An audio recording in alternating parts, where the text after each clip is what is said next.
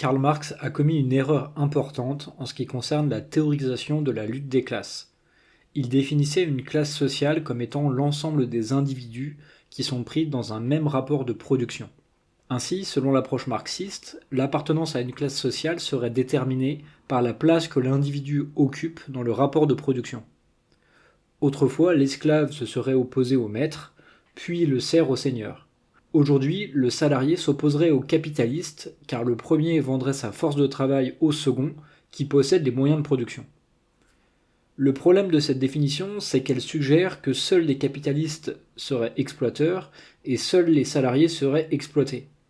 En réalité, l'exploitation existe lorsque l'échange marchand conduit les individus à obtenir un revenu différent de celui dont ils devraient être légitimement propriétaires, ce qui peut arriver des deux côtés du rapport de production. À ce propos, nous démontrerons que l'exploitation capitaliste n'est qu'une forme d'exploitation parmi d'autres. En réalité, une classe sociale se définit par sa place dans le rapport d'exploitation. Plus exactement, c'est le rapport au profit qui est en jeu. D'un côté, il y a ceux qui profitent, d'un autre côté, il y a ceux qui subissent le profit des autres. Aujourd'hui, c'est surtout l'exploitation libérale qui est le nœud de la lutte des classes. Elle différencie les bourgeois, donc exploiteurs, et les prolétaires, exploités. Malgré cette petite erreur, le concept de lutte des classes proposé par Karl Marx reste particulièrement utile. Il permet de comprendre qu'en politique, contrairement à ce que souhaitait Jean-Jacques Rousseau avec son contrat social, les individus agissent et défendent en priorité ce qui va dans le sens de leurs intérêts privés, plutôt que ce qui va dans le sens de l'intérêt général. Autrement dit, il y a une scission fondamentale entre deux classes sociales. D'un côté, une première classe sociale regroupe l'ensemble des individus qui font profit et qui ont intérêt à voter dans le sens du maintien de leur profit.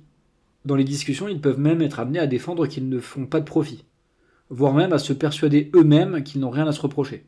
Aujourd'hui, c'est surtout la bourgeoisie qui est dans cette situation, à savoir l'ensemble des individus qui profitent de l'exploitation libérale.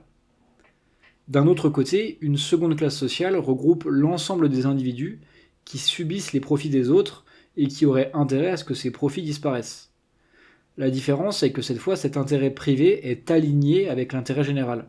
Aujourd'hui, c'est le prolétariat qui est dans cette situation, à savoir l'ensemble des individus qui subissent l'exploitation libérale. À ce titre, Marx avait tout à fait raison de dire que le prolétariat est révolutionnaire, puisque c'est cette classe sociale qui a non seulement intérêt à changer l'état actuel des choses, et dont cet intérêt est conforme à l'intérêt général. En définitive, l'erreur de Marx réside dans la définition de la classe sociale, plutôt que dans le concept de lutte des classes en lui-même. Il y a deux classes sociales, ceux qui font profit et ceux qui les subissent. La distinction concerne le rapport au profit plutôt que le rapport à la production.